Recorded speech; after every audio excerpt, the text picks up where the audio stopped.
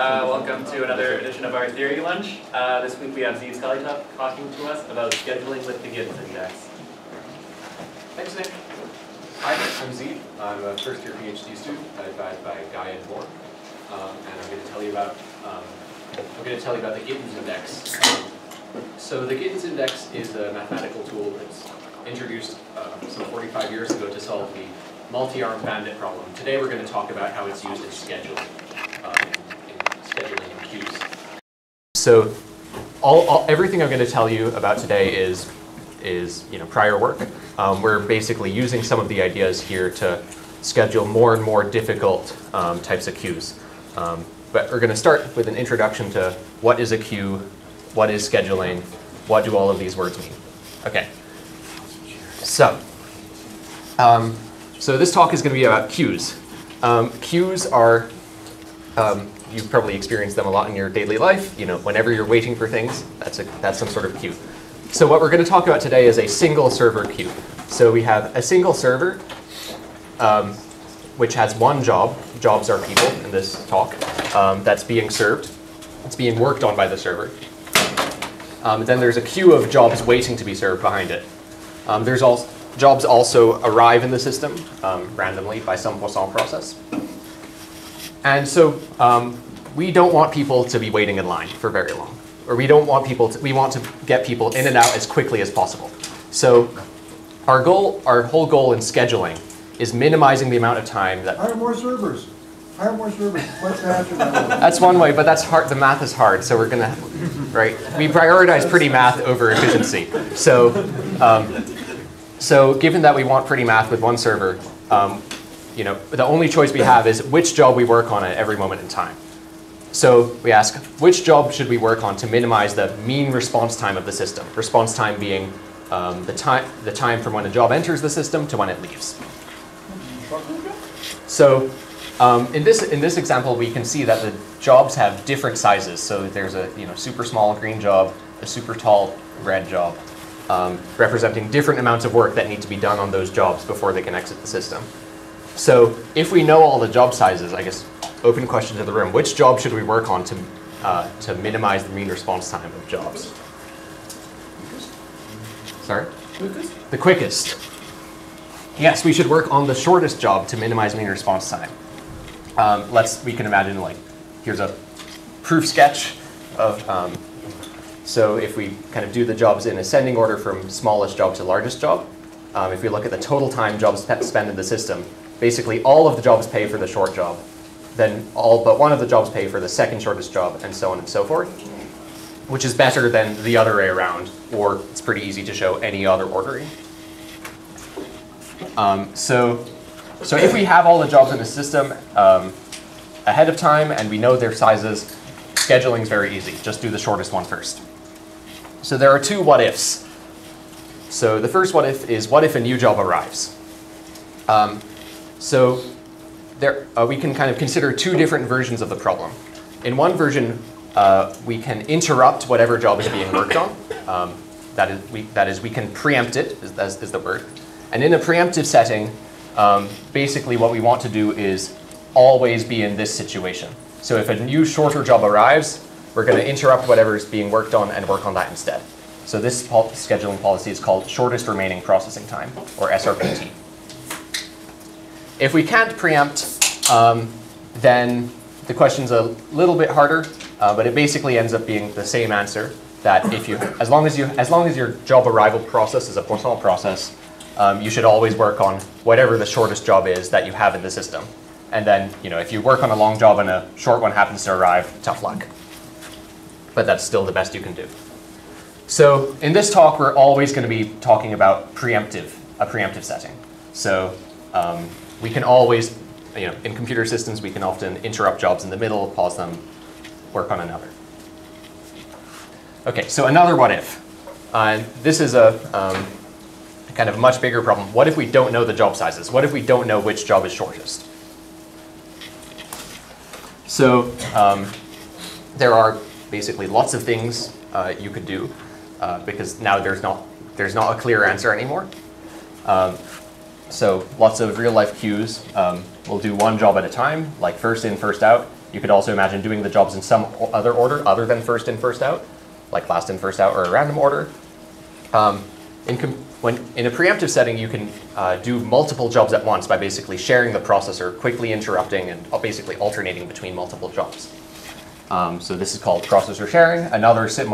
Another policy that does this is one called foreground background, which I might talk about later. Now, all of these policies,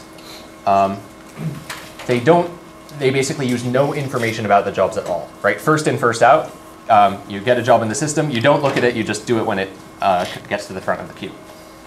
If we're trying to minimize mean response time, we basically want to do shorter jobs first. We can't do that exactly, but maybe we can use if we know a distribution on the job sizes, maybe we can use that to kind of get something that's at least partway there. So the kind of most natural idea is to do something called SERPT, which is like SRPT, but we use expected time instead of deterministic time because we don't have the actual time. We can also do something called schedule the job of highest hazard rate. I'll talk about that later. And I'll define what hazard rate is and everything. So this talk is basically all about addressing this problem, figuring out how to use the job size distribution in order to get as close as possible to doing SRPT, basically doing the job with the shortest remaining time. So, so this is that question. In other words, how should we schedule in a preemptive setting to minimize mean response time when we don't know the job sizes? So let's start with an example. So maybe we don't know the actual job sizes, but every job, when it comes into the system, gives us a distribution on its possible sizes, and it's a uniform distribution. So basically, each job comes in and says, I'm going to take at least this minimum amount of time, and at most this maximum amount of time. And between those times, I could take any amount of time equally likely. So I guess if you ignore the suggestive ordering and colors, any guesses for what sort of policy we'd want to do if we have uniform job sizes? Just a question, you don't know what the total time is until you finish processing it? Or like once you start processing it, you learn the time? Great question. So you do not know the time until it finishes. So basically you're working, you know how long the job has been in your system, and you know its initial distribution. So you can kind of condition on how long it's been in the system. But yeah, you don't know for sure how long it is until it's done, which is kind of too late for it to be super useful. Good question. Any other questions or suggestions for this? Why not use the average? Use the average at the proxy for the running time. Conditioned on what we know about the job, how much we already executed already, what's expected, remaining time. Great. So the suggestion was use the average length of the job conditioned on what we know already about the job. And this is exactly right. This is SERPT, shortest. What do we know about the job? Well, it might start running, so it might be within the range already. Yeah. This will come up. You're not allowed to beat up the job once it starts running. What do you want? We are exactly in the preemptive setting, so we can interrupt whenever we want. Yeah. I thought you said non-preemptive. Oh, sorry. Yeah, we are totally preemptive. We can preempt whenever we want, no restrictions, no costs. So yeah, we might guess, it happens to be correctly, that SERPT, that is using the shortest expected remaining processing time, is best for these uniformly distributed jobs. So, question. So when a job arrives, we might have to reevaluate things. If a really small job arrives, we might want to preempt and do that job instead. Other than arrivals, when do we preempt when we're doing SERPT with uniformly distributed jobs?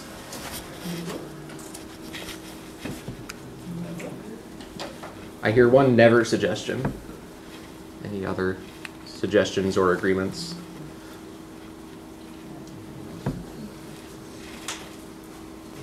Yeah. I mean, when we work on the job and we get a better idea where the expectation is because we know it's not small enough, then we can replace it with a smaller expectation job. But that expectation is going to be smaller than what you had when you went in. Like the remaining time is going to be smaller. Right. These are both exactly right. So as we're working on a job, we basically learn about the job. We get more information about how long it is. In particular, it's not very short. For uniform, it can only decrease. And exactly. And for uniform, the expectation only decreases. So, so basically, when we start working on a job, the more we learn about it, basically, the better the job looks because we've done more work on it. So the expectation goes down, down, down, which means that if we thought it was the best job to start with, we're going to keep thinking it's the best job until either a new job arrives or we finish it. That's what this picture shows. So we think about the job age. So starting from the age t equals 0, let's say the uniform distribution has like minimum x naught and maximum x naught plus delta x naught. The minimum is going to decrease for some amount of time until we kind of reach the minimum amount of time that the job needs to be processed. At this point, between here and here, the job might finish.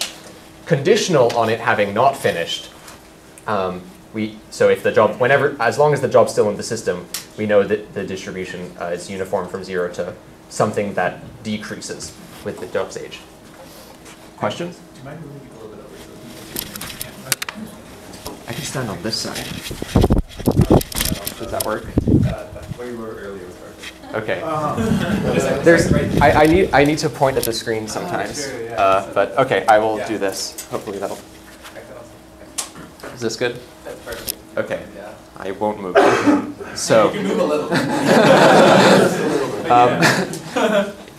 So basically using SERPT with uniform job sizes, we never preempt. And so these are some math words that basically say what we just said. That as we work on the job, the expectation, conditional on the job having reached whatever age it is, goes down as that age increases.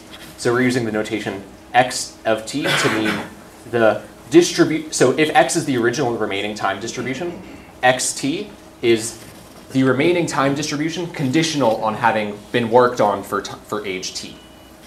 So it's the original size minus the amount of work we worked on it, conditional on the fact that it's bigger than that amount. And basically what this picture and these formulas say in slightly different ways is that this expectation goes down as t increases. So because the remaining times get shorter with age, we never actively look to preempt jobs. Sometimes a new job might come in and we'll have to reevaluate our life, but until that happens, we're good. And it turns out that this is exactly the situation, or not exactly, but this is a situation in which SERPT is optimal. So basically, using the average as a proxy for remaining time is optimal exactly when you don't actively look for these preemptions. So this condition, all jobs getting shorter with age. This has a fancy name, which is decreasing mean residual lifetime, or DMRL. So I'm just gonna, I might write that on the board. So it is known in black.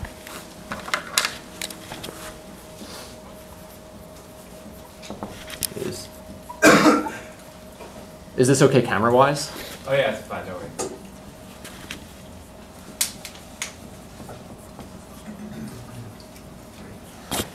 Which means that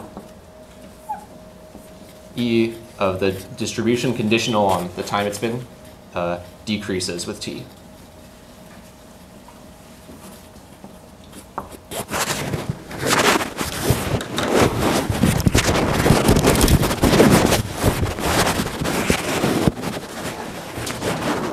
Okay, so these DMRL cases are when the jobs get better. Basically, they get better as they get older.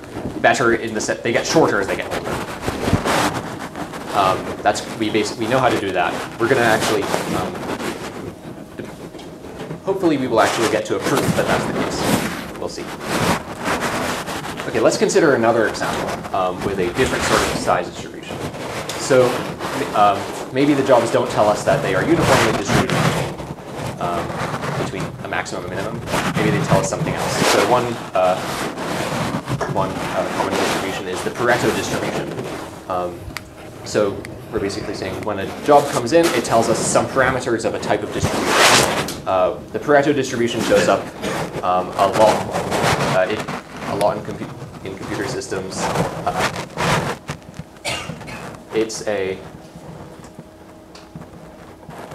It shows up a lot in lots of natural systems because it's something called scale free.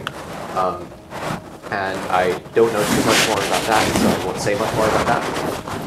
For the purposes, basically we have a distribution which has a tail function given something like this. So it's basically the tail for S is basically linear in S to negative alpha. So the tail function looks something like this. And so we could imagine that every job when it comes in tells us this is my alpha and this is another parameter we're using for the distribution Z. We'll talk more about Z in a minute. So X is this is the tail function of the distribution X. And where X, so X is the remaining side. X is okay, great. Throughout this talk, I'm using X to mean the random variable for job size.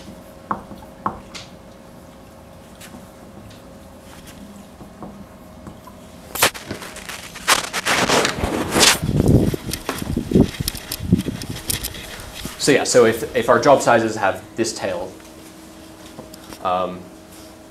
well, maybe let's try the same thing as last time. Let's do SERPT. So basically, for as long as alpha is more than 1, you can calculate the mean of this thing. And so you can do SERPT. And so we can ask again, when do we preempt?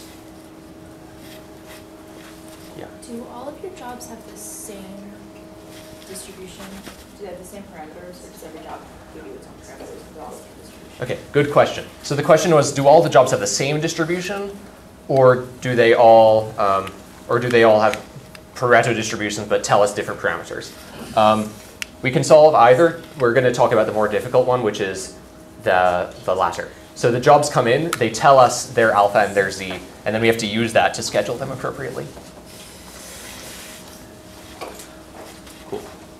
Any other questions before we move on? Okay. So let's, well, we could go through a similar kind of just calculate the mean thing like we did for uniform jobs. But there's a trick we can do to see the answer a bit more easily. So again, we're going to consider let's consider how jobs with the Pareto distribution, when they come in, how that distribution evolves as we condition on the age of the job. So as we work on the job, it hasn't finished yet. What's the conditional distribution on how big the job is? So we can calculate the tail of this conditional distribution and a little bit of math. And we basically see that it looks, again, like a Pareto distribution, but the Z parameter has grown. So to put it another way, if we think of Z as a parameter that varies with the job age, it grows linearly. So if we, as we can think as if we increase Z, then 1 plus S over Z decreases, which means the tail increases. So what this means is that as Z increases, the tail at every point increases, which means the job is more likely to be longer.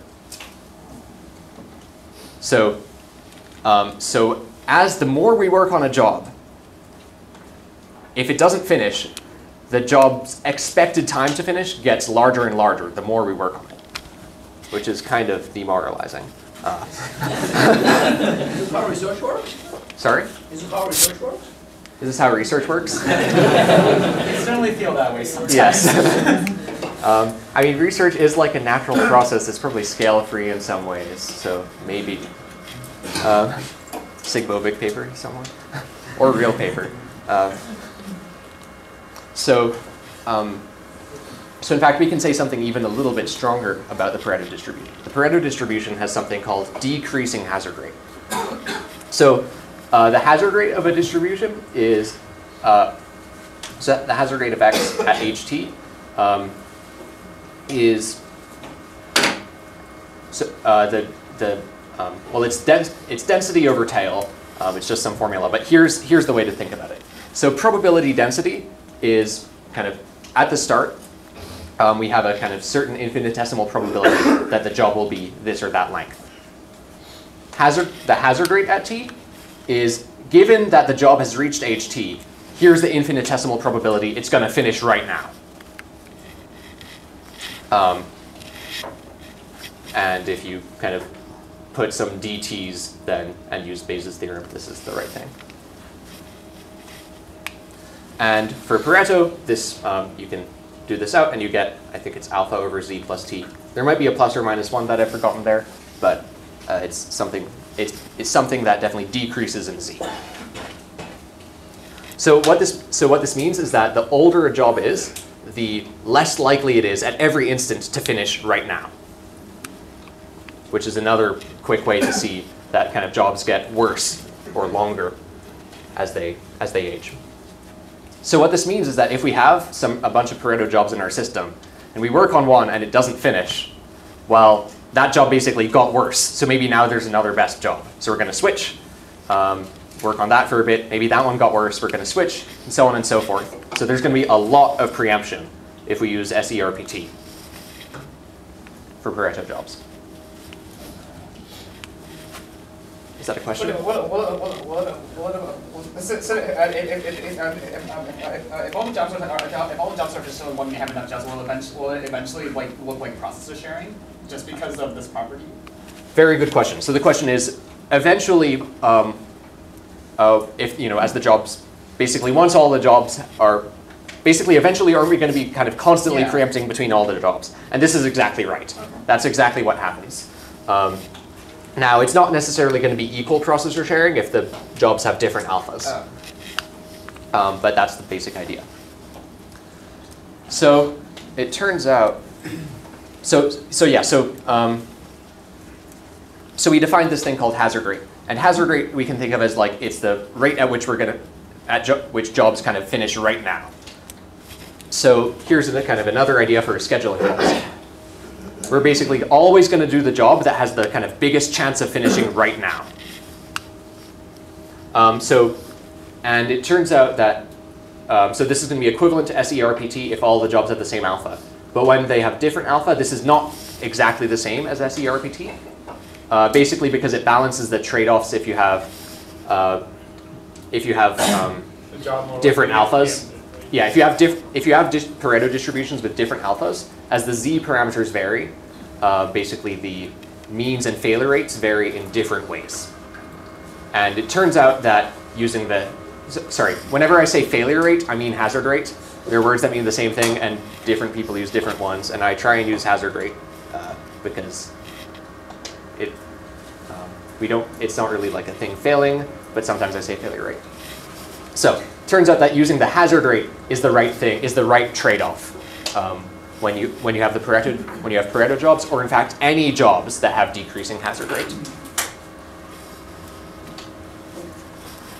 that a question? Well, maybe it's a really good question. Yeah. So maybe can you tell me answer the following simple problem? Suppose they had only 2 jobs. Yeah. With arbitrary distributions. What's the optimal strategy? With arbitrary distributions. Yes. That is what this talk is going to be about. Okay. This is, I think you are playing right into this slide. So what if we have some other sort of distribution? So in fact, let's forget about arbitrary. Let's take a really simple example. Let's say we have something that's sort of like a combination of uniform and Pareto. It's not exactly that. But say we have Pareto distributions which have an alpha and a z, but then they also take some deterministic amount of time x. Maybe like, every job has to be loaded into the system or something. So we might ask, should we do SERPT? Well, it turns out that this doesn't have the decreasing mean residual lifetime property. I've never done this before. Use the laser pointer on a whiteboard. That's cool.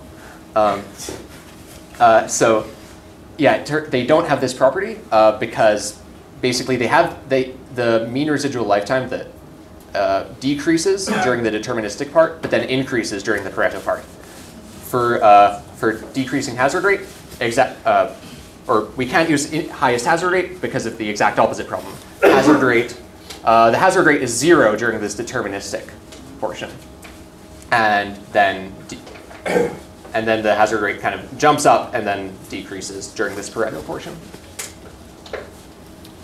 So intuitively, kind of if kind of all the jobs kind of reach the Pareto part, we should, then we're in exactly the Pareto situation. We should use highest hazard rate. So the question is, how do we balance this kind of deterministic extra chunk of work with jobs that have kind of gotten past that stage, but maybe have been worked on for a while and so are really long because we have decreasing failure rate? So basically, how to manage these trade-offs is not at all obvious. So in order to solve this, we're going to take a step back to kind of see the kind of common kernel behind SERPT and highest hazard rate. And so one way to think of SRPT, the original, do the shortest job first.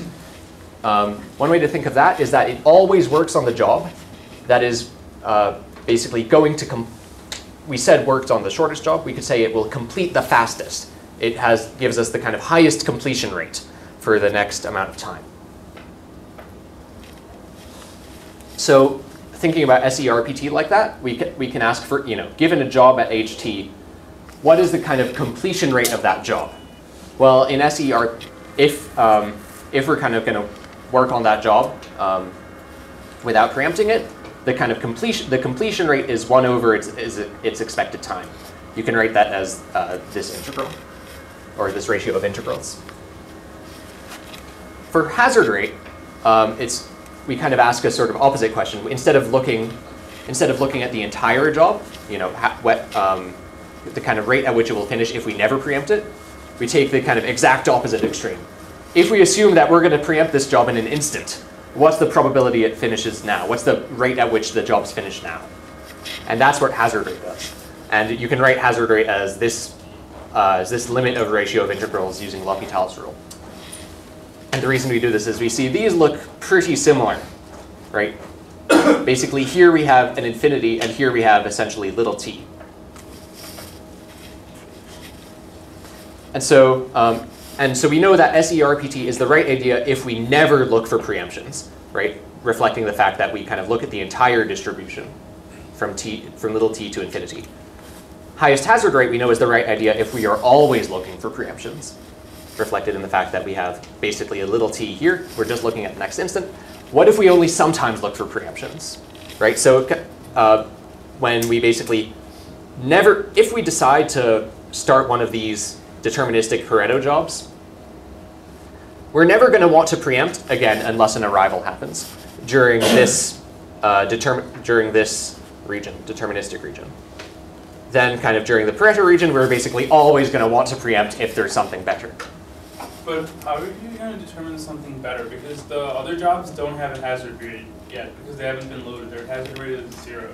This is exactly the problem. Yeah. So the question is how do we compare kind of hazard we know we want to use the hazard rate to schedule these jobs, but for jobs in the deterministic region, they don't have a hazard rate, or the hazard rate is 0, which is clearly not the way we should think about them, right? They just need a push, and then they'll have a hazard rate. So the question is, how do we make that trade-off? How much do we believe in those deterministic jobs enough to push them?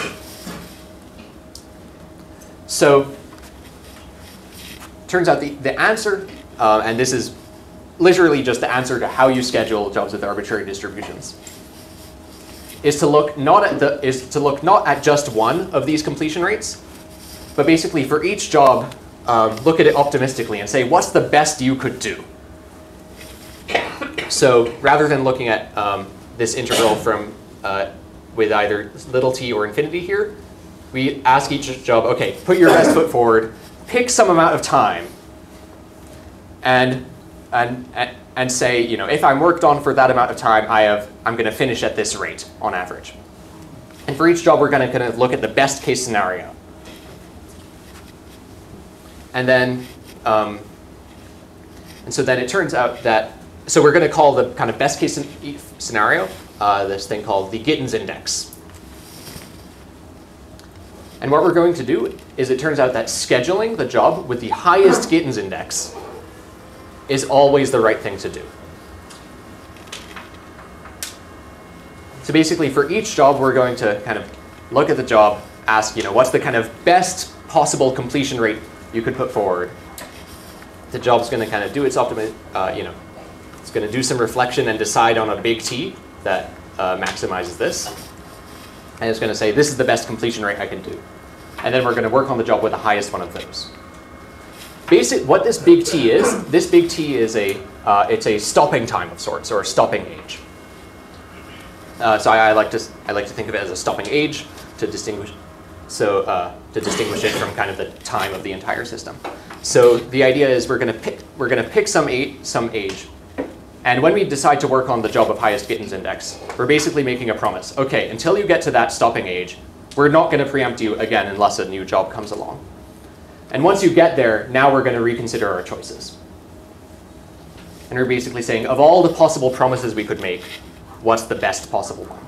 And we're going to work on that job. And yeah, so this is the end of my slides. And so I guess first I want to just take questions to make sure we're all on the same page. And then I think we will have time to actually show why this is the case. There are lots of proofs for why this is the case, of varying degrees of gnarliness. And the one I'm going to show you today is actually a little bit new. It basically is juggling some concepts from different people to make a kind of very intuitive proof. Slippery but intuitive for this concept. Very little, basically no actual number crunching. So first, any questions before we get to the proof? Yeah. Wait, so I'm correct in saying is that you have a set of jobs. You pick the one with the highest Gittins index, and then I'm assuming that that there are no arrivals for some period of time. You essentially the best thing to do is to keep working on that job until it gets that particular capital T. Like that's the correct thing to do. Exactly. Yeah. Okay. And possibly even after the point, right? Possibly even after, right? So, for example, in the case of Pareto jobs, I guess I didn't explicitly write this, but it turns out that whenever you have decreasing hazard rate, this ratio of integrals always decreases with t. And so the best thing to do is to kind of make big T as small as possible, which gives you the hazard rate. So for Pareto jobs, the Gittins indices of jobs are always going down. So you're basically always reevaluating. In the DMRL case, it's exactly the opposite. You can show that this expression is increasing in capital T. And so basically you always want that to be as big as possible, so you'll never preempt unless a new job arrives. Great question. Any other questions? Yeah. Well, I guess the reason why you wouldn't preempt until you get to the capital T is like, say you're at T in the middle, sort of like your average is going to be higher, like the average remaining part is going to be higher than what you started, right? Otherwise the capital T wouldn't be that big. Yes. Like your average completion rate is exactly. only going to go up until you get to the T. Exactly. So you can show that, suppose that for some particular small t, you know the big T which maximizes this. You can show that the Gittins index of everything kind of in between the little t and big T, you can show that the Gittins index of the job is higher than the original Gittins index in that region. It might go kind of up and down. Maybe the failure rate kind of is maybe the failure rate is kind of like increasing but oscillating or something weird. But yeah, basically within that interval, whatever happens to the Gittins index, it's higher than it originally was. And in fact, you can show that as long as things are kind of sufficiently smooth, that when you reach big T, that stopping age is exactly kind of when you return to your original Gittins index, which makes sense for that. That's when you would want to reevaluate. Cool, great question. Any other questions? So the reason I'm doing this is because these are all kind of crucial concepts in the proof, and by having them kind of arise as questions, we make it easier during the proof. Okay, but I think we could start on that. All right, I'm debating whether to bring that up. I think I'm going to bring this up. So I will write crucial things on the board as we need them. Go away, please. Could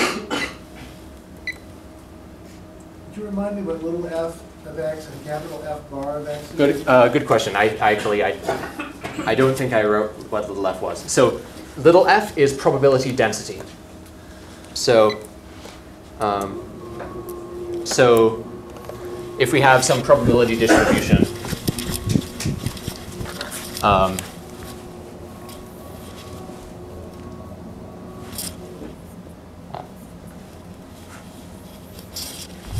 right, what we're saying is it's this likely that the random variable has this value, and this likely it has this value.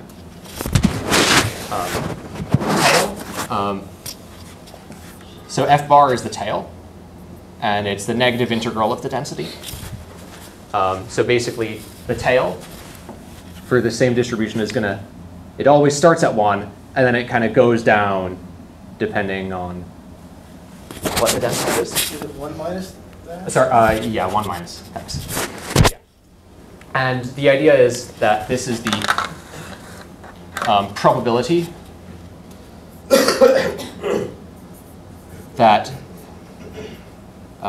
that your variable is more than a particular thing.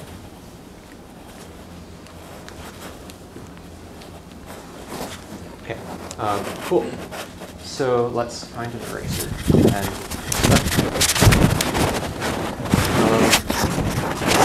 page somewhere. Okay. I will put the main proof between this board and one of those. Okay, so thanks. So what we had is we defined this thing called the Gittins index.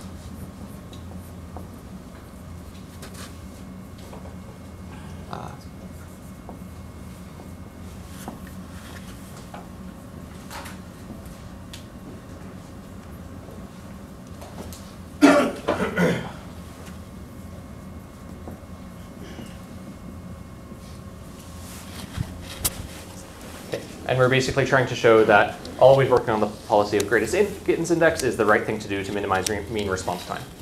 What we're going to do for this proof is we're going to just straight up ignore arrivals.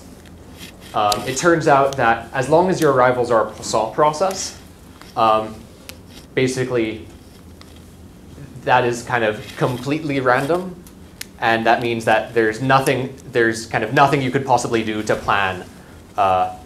So there's no way to improve upon the Gittins index because you know absolutely nothing about arrivals. If you have, say, an arrival every second, or some other time between arrivals, or you know something about which jobs are going to arrive, then the story changes. But with Poisson arrivals, turns out you can just totally ignore them. So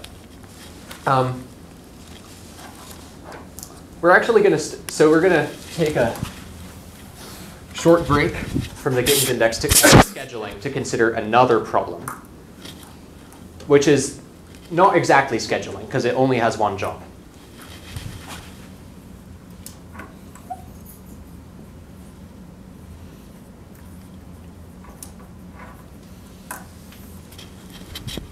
But it kind of has a similar feel.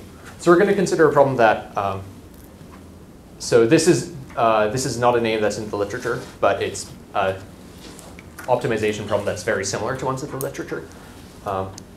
So I call it single job profit, just so that it has a name. And here's how it works. We get a job X and a potential reward.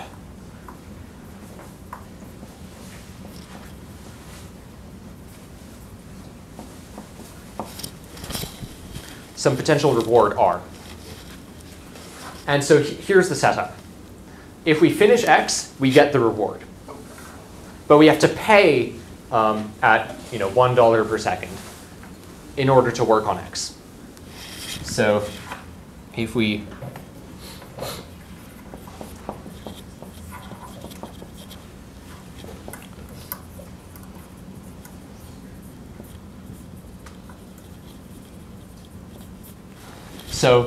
So if we finish X, we get R, and we pay at rate 1 to work on X. And the one choice we have is basically we can work on X for any amount of time, and then at some point we can just decide to give up, walk away, cut our losses.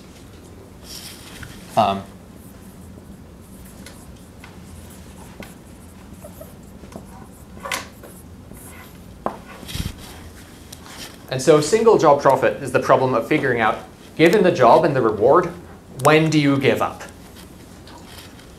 in order to optimize your expected profit? There's one job, and we're talking about profit, thus single job profit. So, And you're assuming there's some distribution on this side of X. exactly.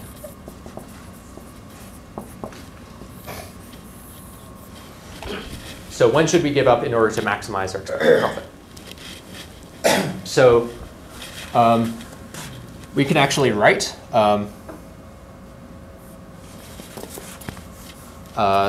this profit down, which I will do because that's how we're going to show. So what we're going to show is we're going to show that the Gittins index actually, one way to get this is is it falls out of this problem. So I'm going to write an equation for the optimal profit.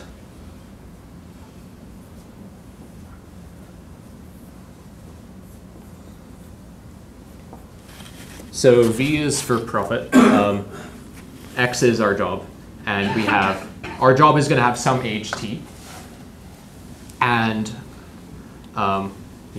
we have some potential reward R, and we're asking, given these parameters, what the optimal profit is. It's going to be another sort of soup over the possible capital T's. In this case, capital T is basically when we decide to give up. So sort of like how with the Gittins index, the way we set it is we're going to make a promise that if you work on us until capital T, I have this completion rate. Similar deal here. We're basically going to say, okay, I'm going to pick a stopping age, work on it until then, and then if it hasn't finished by then, I'm going to give up. So wait, have you assumed you've already worked till 10 little t? Yes. So this is age now, and we're going to optimize over stopping ages.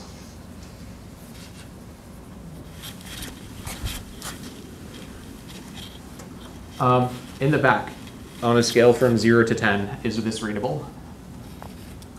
Yeah, that's good. Okay, cool. So we have supremum of, and there are a few ways to write it, and I like to write it this way. Sorry.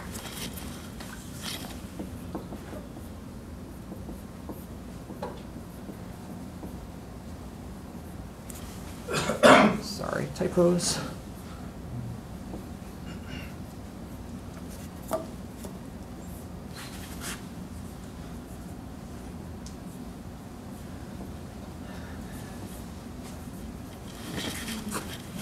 So this is how I like, you can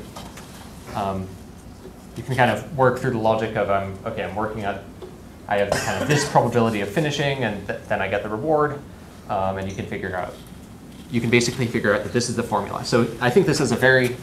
So are you integrating from... sorry, yeah, thanks. Yeah. So I think this formula actually, I think, has a pretty intuitive explanation. So at every particular time s, we're kind of asking kind of what's the value I gain by working on the job at time s? Well, with probability of the failure rate, I get the reward. But I have to pay 1. And then I have to multiply by the probability that the job is still around at time X. That's it. So I will leave as an exercise the proof that basically that the Gittins index. So the Gittins index is going to be the smallest possible reward that's going to incentivize me to work on the job at all. So maybe if my reward's 0, I'm just going to give up immediately. If my reward is super big, I'm going to work on the job for a long time because it's going to, if possibly forever, because it's going to be worth it. When the reward is exactly at the tipping point, when it becomes worth it to work on the job, turns out that that's the Gittins index. And hopefully these kind of have enough similar soups and integrals that this is convincing, even if I don't write the proof. So it's the supremum of the set R such that. It's the Sorry, yeah.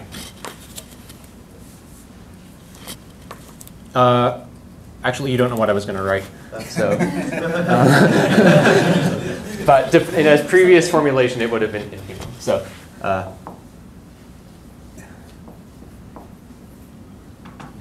right. So, it's another way to say it's the biggest reward such that I still don't work on the job.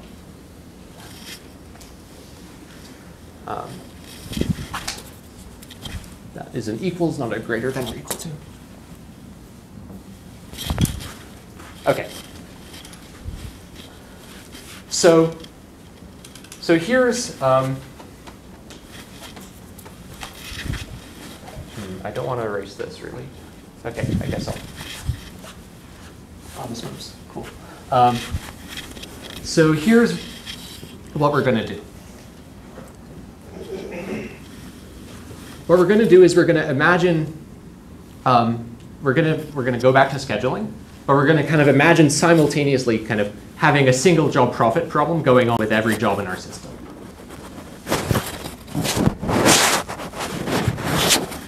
So here's our queue.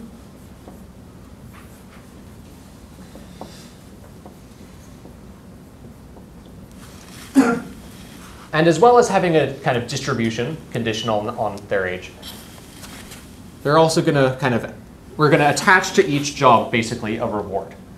We don't actually get the rewards, but we're going to imagine getting the rewards in order to do the right thing. So everyone's going to say, I'm worth R dollars if you finish me.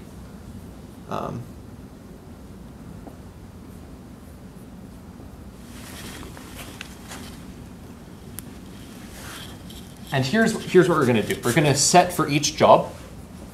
So this reward R is going to be the prevailing. We're going to call it the prevailing reward.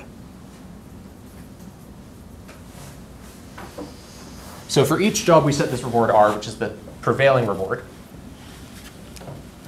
And we're going to set it like this, as follows.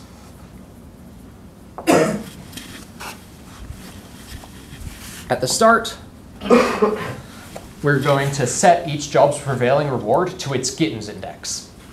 Oh. To 1 over its Gittins index, sorry.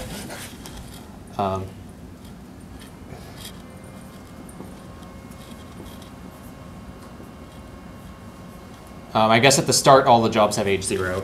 So we're going to do that at the start.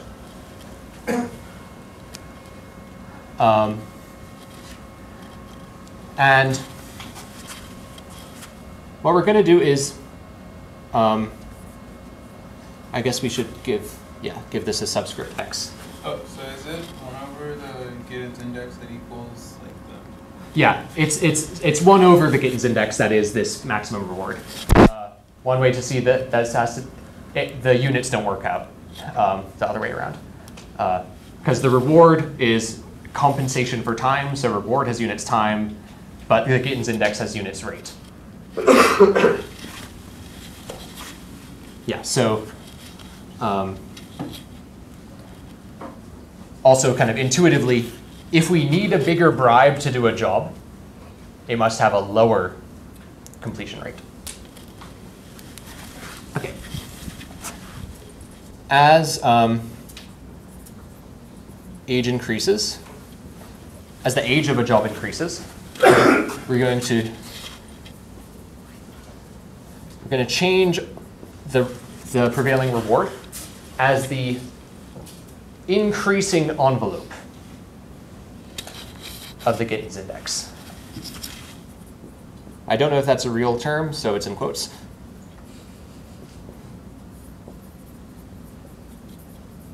I guess increasing hull, like a convex hull, but instead of making the thing convex, we're going to make it increasing. So if this is our Gittins index, our prevailing prize, or prevailing reward looks like this.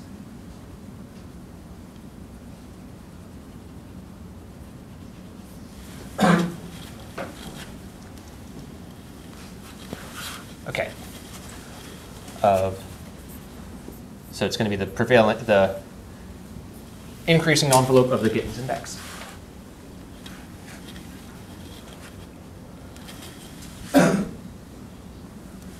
Okay, now we need to make a few observations.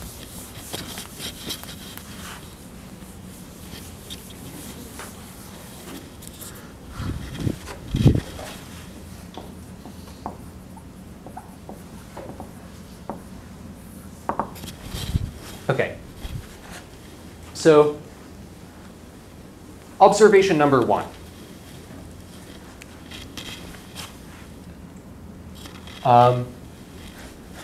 For each job, we can kind of divide the ages of the job into 2 types of intervals. This picture didn't do a great job of showing them, but I will try anyway.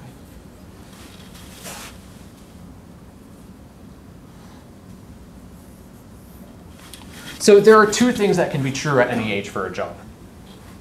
Either the prevailing reward can be exactly 1 over the Gittins index, or it can be more. Sorry, or it can be, or it can be more. So these 2 types of intervals, we're going to give them names. We're going to call them inclines and valleys.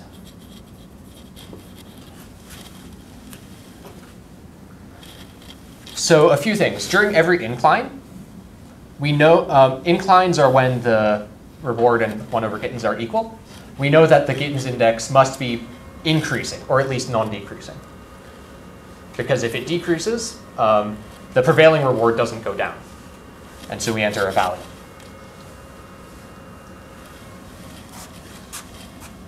So observation 1 is that can split ages of any job. This is all, first few observations are going to be about a single job. Then we'll put them all together at the end. We can split ages into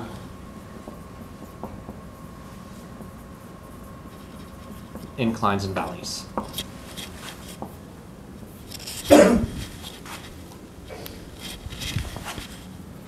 Second observation is that we might not finish the proof. So I will sketch it. Okay, so here's the second observation, is that I'm going to call these intervals.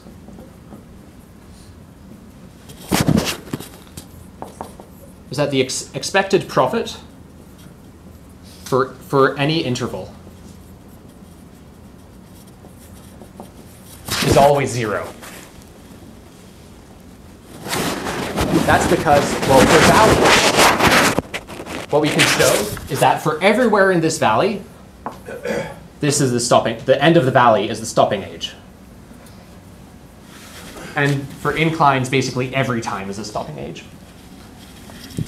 So what that means is that at the start of the valley, we know that the kind of profit game is exactly fair, because we set the reward to be exactly this kind of fair reward. So the profit for every valley, whether the valley finishes either when we give up for kind of that valley, or when the job completes and we get a reward, the expected profit is 0 either way.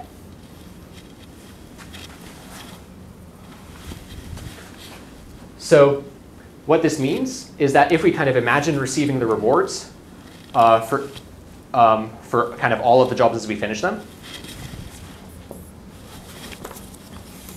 for any scheduling policy, no matter how we schedule the jobs, the expected profit for all jobs can't be more than 0. Because if for the scheduling system as a whole we could somehow finagle positive profit, then for some interval we had to have positive profit. Because this kind of game, this is sort of an interleaving of the many profit games, depending on how we schedule. Okay. The last observation is that the Gittins policy using the Gittins index for scheduling does 2 things.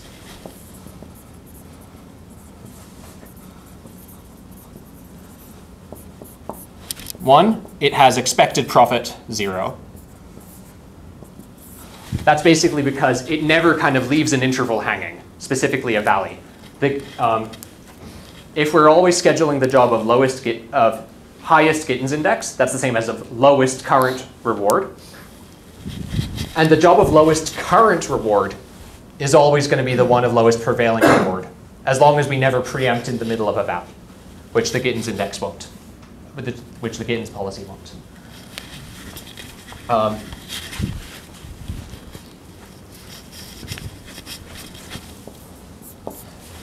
And the second thing it does is we're always working on the job of smallest prevailing reward. What that means is that the Gittins policy minimizes the reward we win, kind of for every amount of time. But because it's a fair game, that's the same as minimizing time.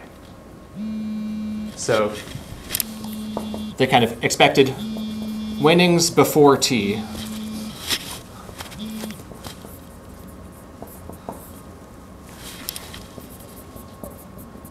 is minimized compared to any other policy.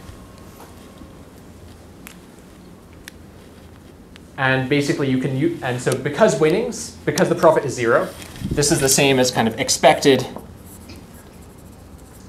time. You can basically use this to show that this says that the kind of expected total time in system of jobs is minimized. I think that's not what we're trying to minimize, though. If you minimize total time in system, that's the same as minimizing average time in system. Not necessarily. Remember the first problem? Like when we did the uniform time, why you wanted to do the one with the least speed first. Sorry. I mean time kind of spent by jobs in the system.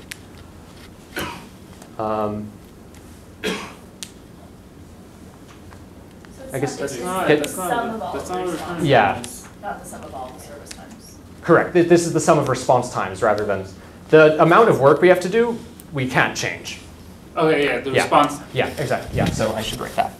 And you can show that this is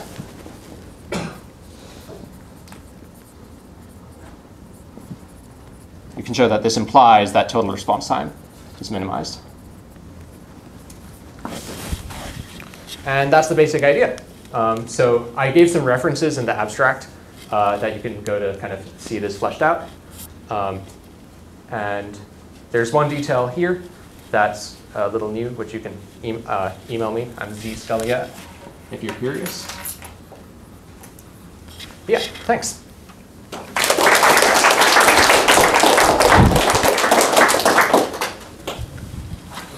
All right, we're kind of over time, but I guess there's one or two quick questions. Maybe we can take them. Otherwise, just maybe it's best to take all the questions offline. Yeah.